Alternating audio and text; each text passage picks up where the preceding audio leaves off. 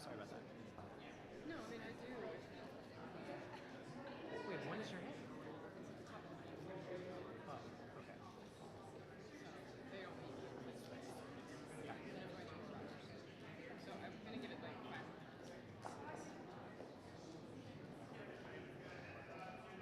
Guys, heads up from Kyle. Yeah, I mean, if he starts to go into everybody's morning, I might have to bail. Okay, I'll have Garrett stay close.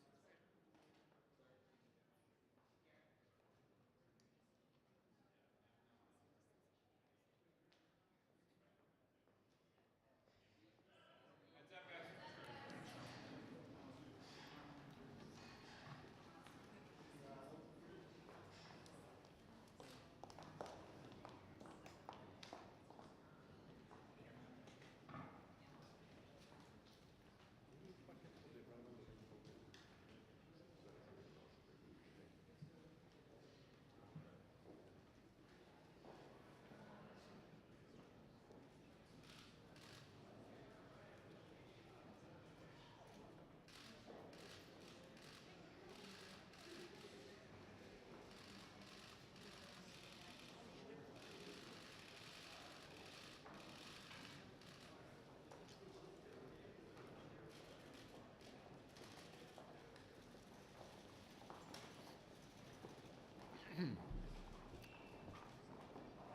Well, hello everyone.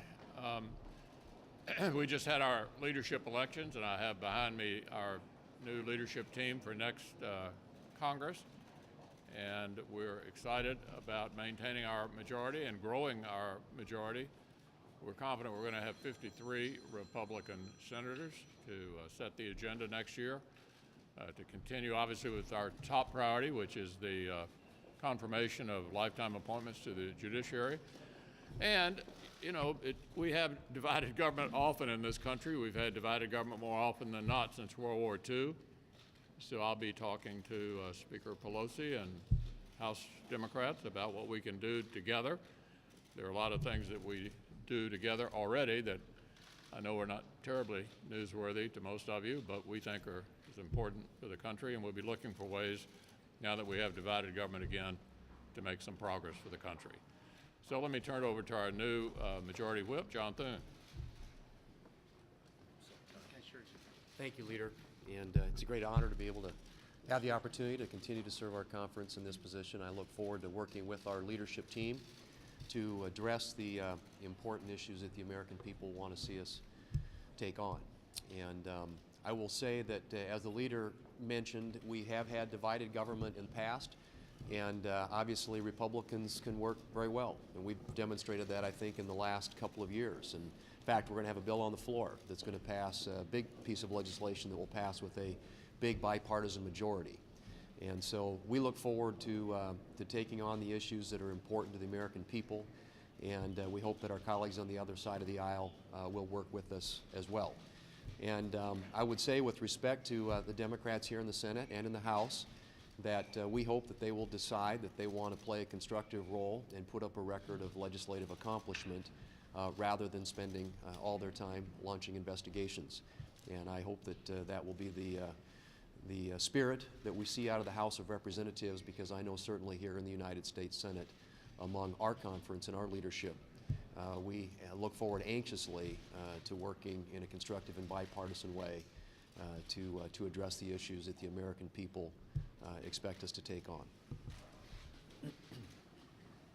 I'm the new chairman of the Republican Conference, and committed to continue to work in a bipartisan way. There's lots that can be done in a bipartisan way, and we have been doing that. The water infrastructure bill passed 99-1, recently signed by the president. Bills on so patients could know the cheapest cost of drugs, that passed in a bipartisan way. So in divided government, there's still a lot that can be done and will be done. But I would like to take this opportunity to introduce to you the new vice chairman of the Republican Conference, Joni Ernst. Oh, Joni. thank you. Thank you very much, John. Thank you, everyone. It is a great honor for me to join this tremendous leadership team as the Republican Conference Vice Chair. I'm looking forward to the opportunity to share our wonderful, overwhelming message of prosperity here in the United States, not only with the members of this body, but also with our fantastic constituents back home. So again, it's an honor to join this leadership team. Looking forward to working with all of you in the future. Thanks so much.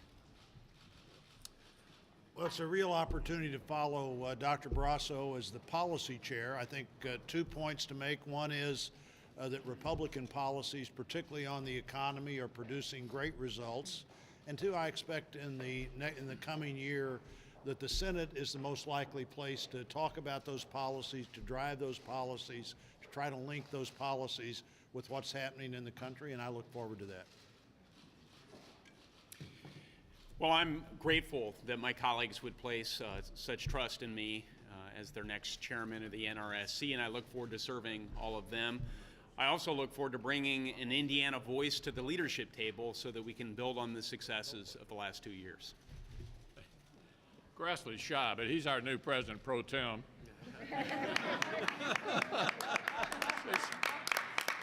Said he didn't want to say anything. I don't understand. I'll take a couple of questions already. Mr. Leader. Yeah. Mr. Leader, the bill to change sexual harassment rules in the House and in the Senate has languished all year. Are you committed to getting it done? Yeah, we are. I was talking to Senator Klobuchar at length about that last night. She and Senator Blunt have taken the point on it. I don't know, Roy, if you want to add anything or not, but we're working on getting that done before the end of the year. Yeah. Do you think we could see a partial government shutdown in December, and what might be some of the... No, we're not going to do that. McConnell, in the past, you've said that you don't think that legislation to protect the special counsel is necessary. Given what's happened over the past week, has your view changed? No. I mean, there's been no indication. As you can imagine, I talk to the president fairly often. No indication that the Mueller investigation will not be allowed to finish, and it should be allowed to finish. We know how the president feels about the Mueller investigation, but he's never said he wants to shut it down. I've never heard anybody down there say they want to shut it down. I think it's in no danger, and so I don't think any legislation is necessary. Have you committed to bringing criminal justice reform to the floor in the lame duck? And what other items are on the lame duck agenda? Yeah, on criminal justice, what I've said to the proponents is that first we need a kind of final agreement. There's been a lot of discussion, but we need an actual proposal. Then we would take a whip count, see where we stand, and then weigh it at that point against the other things that absolutely have to be accomplished, one of which is how we're going to fund the government. The other is a farm bill. And so we don't have a whole lot of time left, but the first step is to finalize what proponents are actually for. There have been a lot of different versions floating around. And then we'll whip it, see where the vote count is, and then see how it stacks up against our other priorities going in here to the end of the session. Senator McConnell, do you want an infrastructure bill next Congress? I hope so. Yeah, that's one thing that almost everybody seems to be interested in. You know what the sticking point is. How do you pay for it? I think I can pretty safely say Republicans are not interested in doing a $900 billion stimulus, which we did at the beginning of the Obama era. In other words, went out and borrowed $900 billion.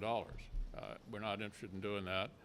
So the question is, how are you going to pay for it? And that always becomes very challenging because there's no sort of easy way to pay for infrastructure without impacting an awful lot of Americans. Senator McConnell. Thanks a lot. Florida, sir.